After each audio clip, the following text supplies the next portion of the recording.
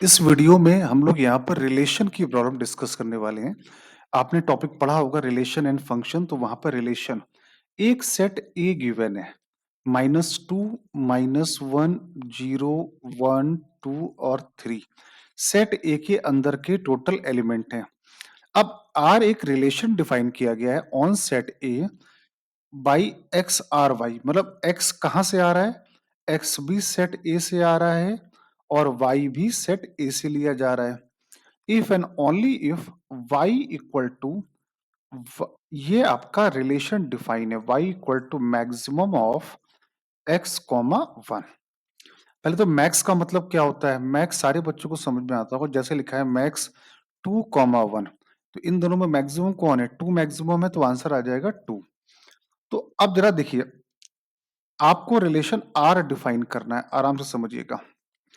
अब आपने x की पहली वैल्यू ली, मान लो आपने x लिया -2, y तो 1 है, तो इन दोनों में मैक्सिमम कौन है, x लिया आपने -2, x की जगह पे क्या रखा -2 और 1 तो पहले से रखा हुआ था, इन दोनों में मैक्सिमम कौन है, 1 मैक्सिमम है, तो y की वैल्यू क्या आई 1। तो आपका ये सेट क्या बना, ऑर्डर्ड पेयर क्या बना, -2, 1, x की वैल्यू ली -2 तो y की वैल्यू आई 1।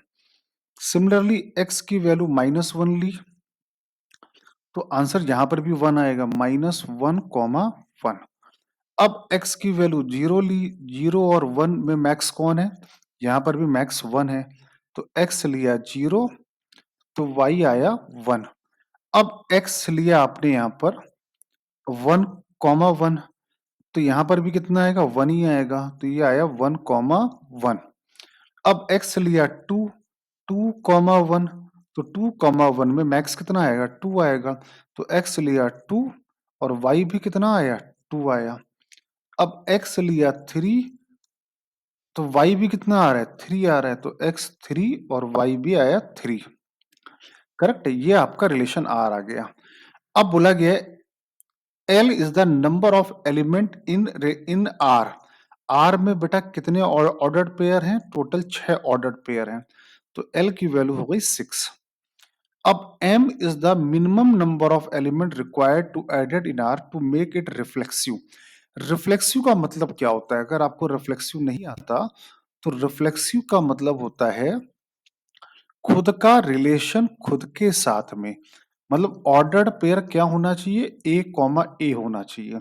तो गौर से देखो, सेट ए में टोटल इतने एलिमेंट लिखे हैं, तो हर हाल में -2, का ऑर्डर्ड पेयर जरूर होना चाहिए, -1, का ऑर्डर पेयर होना चाहिए, 0, का ऑर्डर पेयर होना चाहिए, 1, 1 होना चाहिए, 2, 2 होना चाहिए और 3, 3 होना चाहिए, तभी ये रिफ्लेक्सिव कहलाएगा। तो 1, 1 पहले से लिखा है, 2, 2 लिखा है, 3, 3 लिखा है। क्या नहीं लिखा है, तो -2 नहीं लिखा है, -1 नहीं लिखा है, 0, 0 नहीं लिखा है। अगर ये ऐड कर दिया यहाँ पर तो ये क्या बन जाएगा, ये फिर रिफ्लेक्सिव हो जाएगा। तो टोटल 3 एलिमेंट जोड़ने पड़ेंगे यहाँ पर। आई होप क्लियर है यहाँ तक रिफ्लेक्सिव का, सबको बात समझ में आई। अब अगला पार्ट है सिमेट्रिक। सिमेट्रिक का मतलब क्या होता है, सिमेट्रिक का मतलब समझो, सिमेट्रिक होने के लिए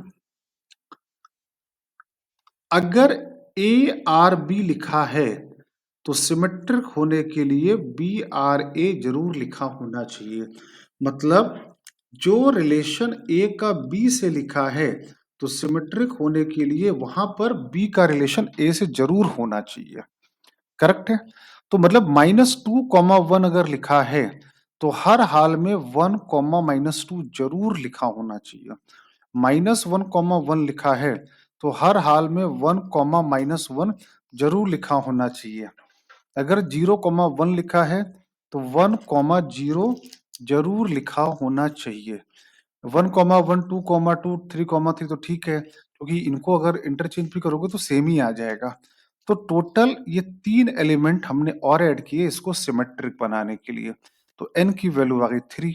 now the question has been asked about L plus M plus N, तो आंसर आ गया 12। तो आंसर आ गया 12।